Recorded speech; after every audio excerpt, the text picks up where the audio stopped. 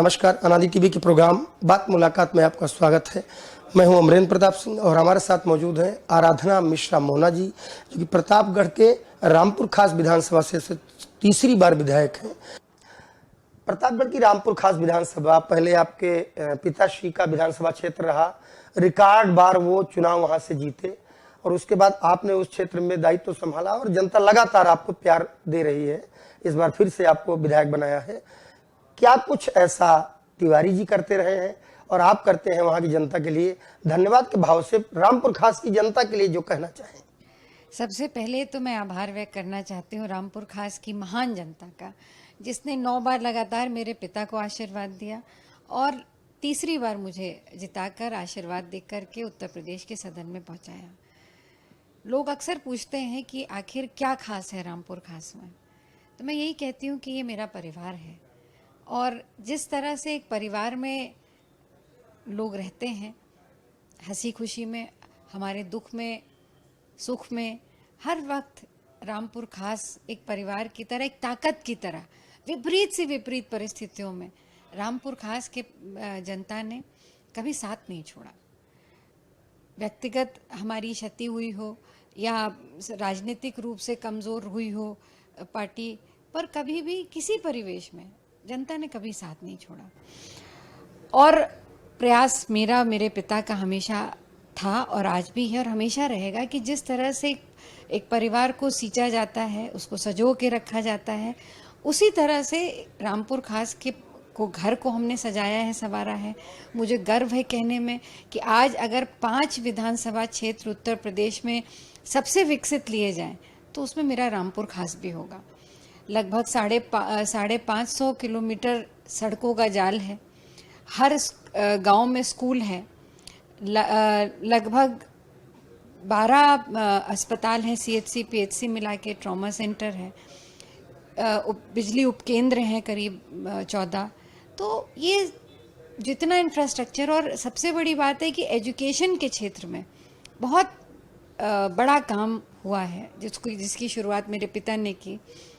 जो आंकड़े हैं जिले के कि लगभग 1700% लिटरेसी रेट बढ़ा है रामपुर खास में। उसकी वजह ये रही कि मेरे पिता ने अपनी विधायक निधि का सबसे ज़्यादा पैसा वो स्कूल्स के और इंफ्रास्ट्रक्चर को डेवलप करने के लिए दिया और तो उस परंपरा को मैं भी आगे बढ़ा रही हूँ। आज जब हमारे क्षेत्र से इंजीनियर, डॉक्टर, जजेस, IAS, PCS, IPS निकलते हैं तो गर्व होता है। तो ये जिस तरह से खून पसीने से मेरे पिता ने इस फुलवारी को सींचा है, मैंने भी प्रयास किया है कि उसी तरह से उसकी संरक्षण कर सकें। मानते हैं, आपकी बात मानते हैं कि निश्चित रूप से आपने विधायक निधि से लेकर आदरणीय तिवारी जी ने और आपने सबने लगातार वहाँ काम किए हैं, लेकिन क्षेत्र की जनता, क्योंकि विकास एक सतत प्रक्रिया है और उसकी जरूरत हमेशा रहती है। लंबे समय से कांग्रेस पार्टी सत्ता में नहीं है और आप और आपका परिवार कांग्रेस पार्टी के साथ डटा हुआ है। आज आप दल नेता है उस पार्टी की, लेकिन विकास की जो जरूरतें हैं, जब अन्य दलों की सरकारें बनती हैं और विकास की जरूरतें क्षेत्र की जनता की होती हैं, तो उनके साथ कैसे सामंजस्य, खासकर इस योगी सरकार में कैसे सामंजस्य बिठा पा रही है आराधना मिश्रा मोना क्षेत्र की जरूरतों को? विकास एक सतत प्रक्रिया, इसलिए इसके लिए क्या कुछ प्रयास करते हैं? देखिए, मैं ये मानती हूँ कि चुनौतियाँ ज़रूर होती हैं, पर अगर इरादे मजबूत हो तो कोई भी काम असंभव नहीं होता। और यही वजह रही है कि सरकारें आई हैं, चली गई हैं, पर रामपुर का विकास कभी 24 घंटे के लिए भी नहीं रुका। और ये शायद रामपुर खास की जनता की ताकत है, बाबा घुसरनाथ का आशीर्वाद है, सवाना बाबा की दुआएं हैं कि चाहे सरकार किसी की भी हो, रामपुर खास में विकास निरंतर होता रहा है। योजना कोई भी आए, प्रयास किया है मैंने कि वो पहली योजना की पहली किरण मेरे रामपुर खास की धरती पर पड़े। और मैंने एक चीज़ ज़रूर महसूस की कि एक छवि होती है किसी भी जनप्रतिनिधि की, तो मेरे पिता की छवि हमेशा एक बहुत ही विकासशील सोच वाले व्यक्तित्व की रही और शायद उसी की प्रतिबिंब लोग मुझ में भी देखते हैं। तो लोगों को लगता है कि जब मैं किसी भी सरकार, कोई भी हो, कभी किसी मंत्री के पास जाती हूँ, किसी अधिकारी के पास जाती हूँ, तो मैं और कुछ नहीं मांगती। अगर मेरा हाथ किसी के सामने मैं फैलाती हूँ तो सिर्फ अपने रामपुर खास के लिए। तो विकास की अगर आप अपने क्षेत्र में बात करें और वो जायज़ आपकी मांग है, हर प्रतिनिधि का, मैं तो मानती हूँ हर जनप्रतिनिधि का अधिकार है कि वो सारी योजनाएं अपने क्षेत्र को पहुँचाए। तो मेहनत ज़रूर मुझे ज़्यादा करनी पड़ती है क्योंकि विपक्ष में हूँ, पर जब भी किसी के पास गई और कुछ मांगा अपने क्षेत्र के लिए तो शायद सबका आशीर्वाद है कि कभी किसी ने मना नहीं किया और वो विकास की जो भी योजना थी वो मेरे क्षेत्र तक पहुंची है। और उसी वजह से एक आदर्श विधानसभा क्षेत्र जो मेरे पिता का सपना था उसको बनाने के लिए लगभग हम उस को पूरा करने जा रहे हैं। बहुत अच्छा, आपने कहा कि अगर इरादे हो तो काम होता है, अगर अपने दल की सरकार नहीं भी है और जनता तो सरकार तो पूरी जनता की है तो उसके विकास के लिए काम करना पड़ता है, जनप्रतिनिधि अगर मेहनत करे और चाहे तो। ठीक है, अब हम दूसरे प्रश्न पे आते हैं। लोकसभा का चुनाव है, इसके बाद नगरीय निकाय चुनाव के बाद लोकसभा का चुनाव है। लोकल बॉडी को हम किनारे करते हैं, उस पर बात नहीं करेंगे, लेकिन लोकसभा चुनाव की तैयारियों में लगभग सभी दल जुट चुके हैं। अखिलेश यादव की पार्टी भी अपना राष्ट्रीय और राज्य स्तरीय सम्मेलन करने जा रही है। राहुल गांधी जी ने भारत जोड़ो यात्रा शुरुआत की दक्षिण से। उत्तर प्रदेश के बारे में कहा जाता है कि उत्तर प्रदेश जो है, यहां से दिल्ली की सरकार निकलती है, यहां से जो व्यक्ति जीत कर जाता है वो दिल्ली में सरकार बनाता है। यूपी में कांग्रेस लंबे समय से थोड़ी कमजोरी में है। आप दल नेता हैं, आपसे प्रश्न बनता है क्या स्ट्रेटजी रहेगी इस बार 2024 में, कांग्रेस क्या सोच के चल रही है? क्योंकि ये लोकसभा का इलेक्शन है, ये विधानसभा का इलेक्शन नहीं है। मायावती जी और अखिलेश का भी गठबंधन हो चुका है और उसके भी परिणाम उतने बड़े नहीं आए। अखिलेश 5 की 5 सीटों पे ही रह गए। तो लोकसभा चुनाव में कांग्रेस क्या मान के चल रही है कि इस बार यूपी से कांग्रेस को क्या फिर से कुछ प्यार मिलने वाला है, या जैसे कांग्रेस विधानसभा चुनाव में कमजोर है ऐसे लोकसभा में भी कमजोरी रह जाएगी? देखिए, आपने बिल्कुल सही कहा कि दिल्ली की लाल किले का रास्ता जो है वो उत्तर प्रदेश से ही निकलता है और यही वजह है कि आज वर्तमान के जो हमारे प्रधानमंत्री हैं उनको भी गुजरात छोड़कर उत्तर प्रदेश ही आना पड़ा चुनाव लड़ने के लिए। तो ये धन्य है ये धरती। इस प्रदेश ने 5 से भी ज़्यादा प्रधानमंत्री इस देश को दिए। तो मैं मानती हूँ, इस बात को मैं स्वीकार करती हूँ कि जनादेश कांग्रेस के खिलाफ रहा 2022 के चुनाव में। जो उम्मीद थी हमें, जितनी मेहनत हमने की थी, प्रियंका जी ने जितनी मेहनत की थी, वो परिणाम नहीं आए अनुरूप, क्योंकि पूरी तरह से ध्रुवीकरण हुआ वोटों का और 2 भाग में वोट बटे। एक भाजपा के साथ था, एक भाजपा के खिलाफ वोट पड़ा और उसमें कहीं भी हम एक ताकत बन करके, विकल्प बन करके नहीं जनता को दिखाई दिए। पर देखिए, वो प्रदेश के चुनाव था, प्रदेश की सरकार बन रही थी। पर आज इस देश का हर व्यक्ति जानता है कि देश में एक राष्ट्रीय पार्टी ही सरकार का विकल्प बन सकती है। जो भी, जब कभी भी अगर ये एक्सपेरिमेंट किए गए कि गैर राष्ट्रीय दल सरकार बनाए हो कोalition में, तो बहुत लंबा एक्सपेरिमेंट वो चल नहीं पाया। तो ये तय है कि अगर भारतीय जनता पार्टी के खिलाफ कोई लड़ सकता है तो वो कांग्रेस पार्टी है। आज आप देखिए, राहुल गांधी जी दक्षिण से कन्याकुमारी से कश्मीर तक की यात्रा कर रहे हैं, तो आप इसे क्या मानते हैं? ये एक वो चुनौती है जो इस देश के सामने है।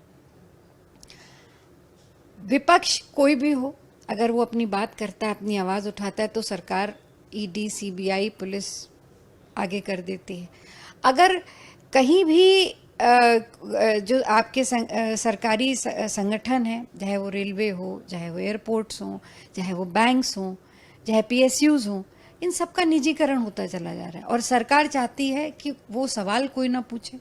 अगर पूछते हैं तो आपके यहाँ ईडी की नोटिस आ जाती है। अगर इसका लाभ किसको मिल रहा है? जो प्राइवेटाइजेशन हो रहे हैं, जनता को तो मिल नहीं रहा है।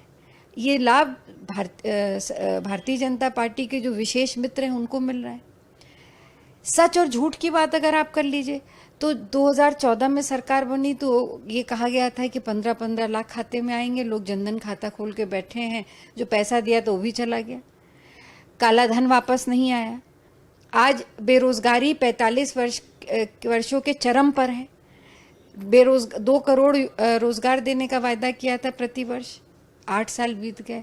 मुझे आंकड़े नहीं मिल रहे हैं कहीं भी कि सरकार बता सके कि उन्होंने कितने नौजवानों को रोजगार दिया, और जो जिनके पास रोजगार था भी कोरोना काल के बाद वो भी चला गया। व्यापारी का लगभग व्यापार, जो छोटे व्यापारी थे वो संकट में है। जीएसटी आप ले आए, जो छोटे व्यापारी थे, जो छोटा दुकानदार थे, वो जीएसटी की मार झेल नहीं पाया। महंगाई की अगर आप बात कर लीजिए, महंगाई आज चरम पर है।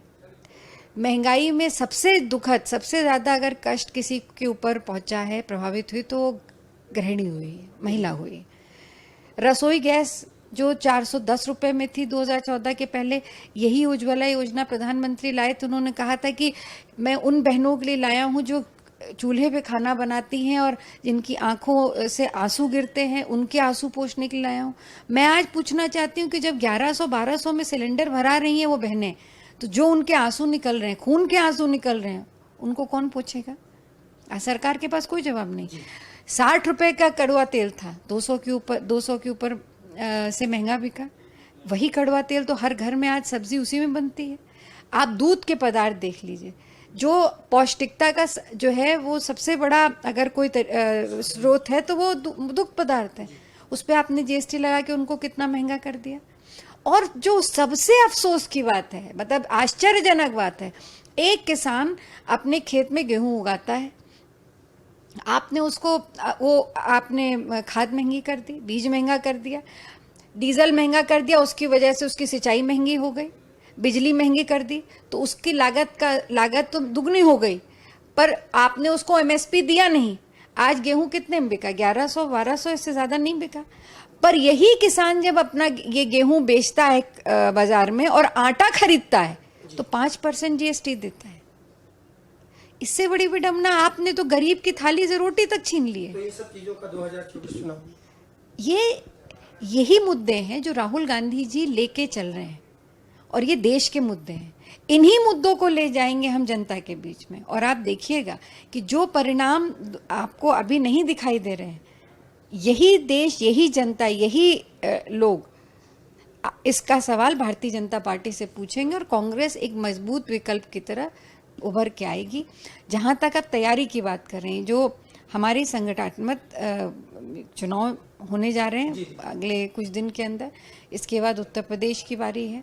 हमारा संगठन पूरा मजबूती से तैयार है, इसमें कोई दो राय नहीं। हमने 2022 के पहले कर लिया था, केवल हमें उस चीज़ को फिर से शुरुआत करनी है। प्रियंका जी ने बहुत मेहनत की है और उसी को लेकर के हम आगे बढ़ेंगे।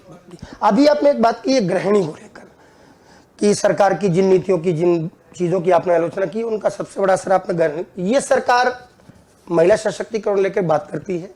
विधानसभा में एक दिन केवल महिला विधायकों के लिए आरक्षित किया गया है। 47 महिला विधायक हैं बड़ी संख्या में।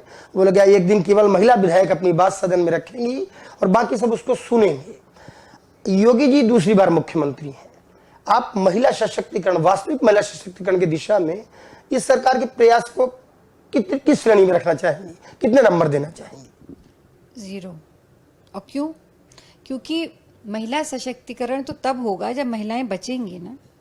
जिस तरह की घटनाएं उत्तर प्रदेश में हो रही हैं, जहाँ पे बेटियों को जिंदा जलाया गया हो उन्नाव में, जहाँ पे बेटियों को हाथरस में जिस तरह की घटना हुई, दूर मत जाइए। अभी कुछ दिन पहले जो लखीमपुर की घटना हुई, मैं तो गई परिवार से मिलने। आप सोचिए कि एक माँ की आंखों के सामने उसी के घर के आंगन से उसकी 2 नाबालिग बेटियों को उठा ले जाते हैं। घर से बहुत दूर नहीं, 500 मीटर दूर पर उनका बलात्कार होता है। पिता एकदम विक्षिप्त हालत में अपनी बेटियों को ढूंढता रहता है, और जब बेटियां मिलती हैं तो जीवित नहीं मिलती, पेड़ पे टंगी हुई 2 लाशें मिलती हैं। उस पिता की और उस माँ की पीड़ा की तुलना किसी से की जा सकती है? और उसके बाद सरकार कह रही कि हमने उस पर कार्रवाई की थी। मैं ये पूछना चाहती हूँ कि घटना हो क्यों रही है? ये घटना रात के अंधेरे में नहीं हुई, दिन के 2:30 बजे हुई, और गांव के बीचों बीच वो घर है, उसके घर के आंगन से उठा के ले गए। तो महिलाएं सुरक्षित कहाँ हैं? और तो और लखीमपुर की घटना में बेटियों की चीख अभी शांत नहीं हुई थी कि कुछ ही घंटों के अंदर बदायूं में वैसे ही घटना होती। तो महिलाएं सशक्तिकरण तो तब होगा जब महिलाएं सुरक्षित रहेंगी। महिलाएं सुरक्षित नहीं है तो सशक्त कैसे बनेंगी? बिल्कुल 0 है। तो साफ जवाब दिए आराधना मिश्रा मोना जी ने। अपने क्षेत्र के उन्होंने कहा कि जनप्रतिनिधि के रूप में अपने क्षेत्र के विकास करने का इरादा अगर हो तो जनता लगातार प्यार देती है। यही प्यार उनके पिता को मिला और उन्हें मिल रहा है। इस सरकार के लिए हमने जब महिला सशक्तिकरण पर उनसे बात की तो उन्होंने कहा वो इस सरकार को महिला सशक्तिकरण पर 0 नंबर देती हैं, क्योंकि जहां महिला सुरक्षित ही नहीं है वहां उसका सशक्तिकरण क्या होगा। वीडियो जर्नलिस्ट रश्मि सिंह के साथ अमरेंद्र प्रताप सिंह, अनादि टीवी, लखनऊ के लिए।